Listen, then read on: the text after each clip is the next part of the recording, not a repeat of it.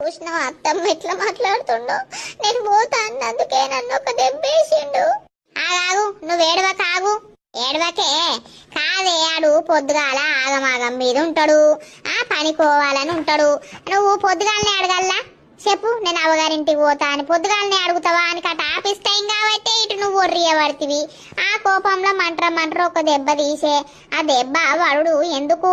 మోగోని చేతు బండ తీరుంటది, ఆ దెబ్బలు పడద్దు, తర్వాత దెబ్బలు ఎత్తాయి.